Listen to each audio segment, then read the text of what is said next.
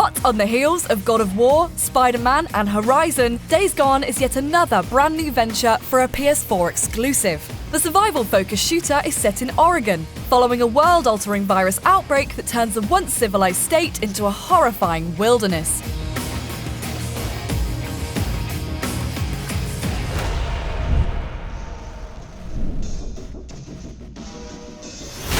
Let's get this out of the way. Fricos aren't zombies. Yes, they're mindless, infected humans, but they definitely aren't dead. An unknown virus has turned the majority of Oregon's population into hostile shells of the people they once were, now driven only by animal instincts and a need to kill anyone not like them.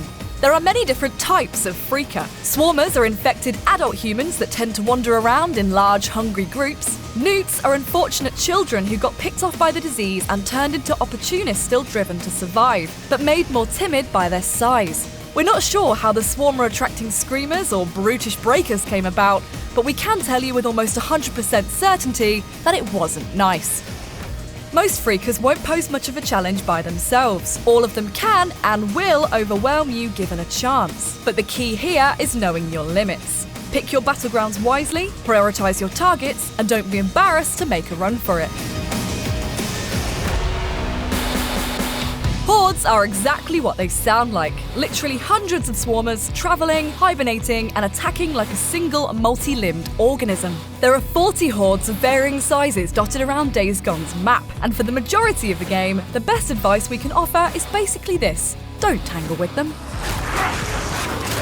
That is until the end game. As the story comes to a close, the developer says you'll be asked to become a horde hunter, utilising every skill, weapon, and sneaky trick you've learned in your journey to wipe the world of its biggest threat. Good luck. The wilderness is a scary place even without a mind-bending virus sweeping across it, and wildlife is just as much a threat as ever. Oregon's lush forest lowlands are home to territorial bears, and the mountains hide cougars on the lookout for an easy meal. So make sure you know what else is out hunting besides you. But the Fricos virus isn't limited to humans, and unlucky animals can be an even bigger worry. Infected wolves have been dubbed runners for a reason. They won't cause you too much trouble on foot, but their ability to keep pace with your bike and topple you off it means you'll need to keep an eye and ear out at all times. Worse are rager bears, towering pillars of muscle now unburdened by little things like fear. We've been told time and time again that man is the real monster, and Days Gone makes another case for that. In a lawless world, a portion of the remaining population decided to take advantage, and you'll find camps of violent marauders dotted across the world. They're usually armed, numerous, and will attack on sight. Stealth might well be your best friend here. Thin their numbers without letting them know you're there, even the odds, and then finish off the stragglers. Or if you really want to teach them a lesson, alert a nearby horde, have them chase you to a camp and let the two sides fight it out. After all, the easiest way to avoid being hurt is not to fight. Somehow, some humans are even worse than Marauders. Rippers, named because they're part of the Rest in Peace cult, are self-scarred maniacs who worship the Fricos virus and what it creates. They actively want to be infected, and that lack of fear is what marks them as different to your typical human threat.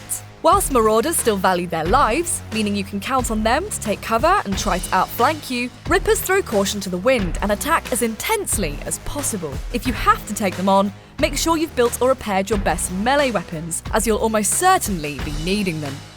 The National Emergency Response Organisation is the government agency that tried, and very much failed, to contain the virus.